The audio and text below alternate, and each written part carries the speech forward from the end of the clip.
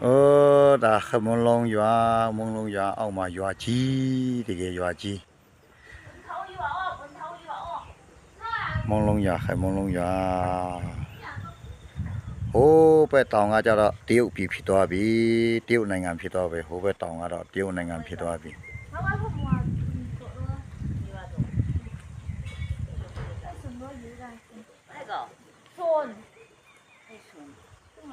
ယေရှု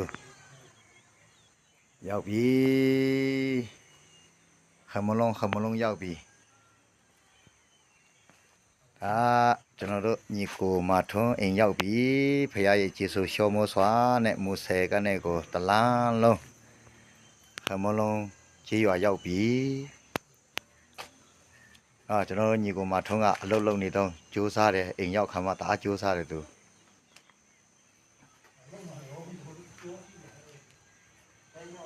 နော်ဟဲ့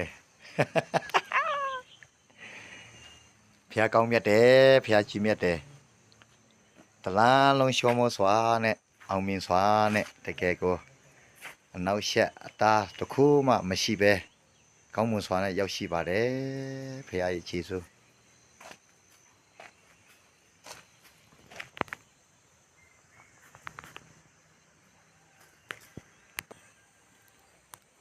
ကျွန်တော်ညီကိုမထွန်း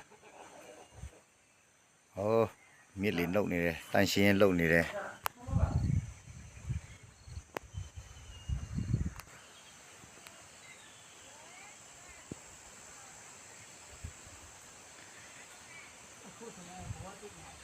ကဲစိန်လန်းဆိုပြီးတဲ့ဒေါတောင်တန်းလေတကယ်လာပဖရာရဲ့လက်ရာ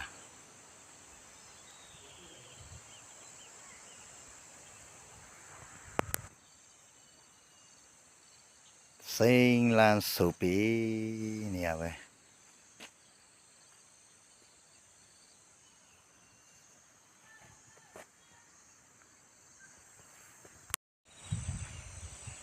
တောင်တန်းရဲ့အလ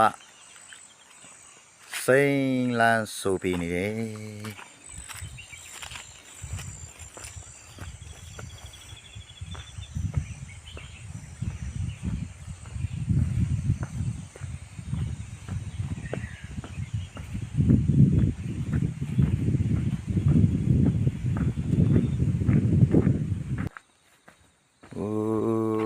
စိန်လန်းဆိုပြီးနေတယ်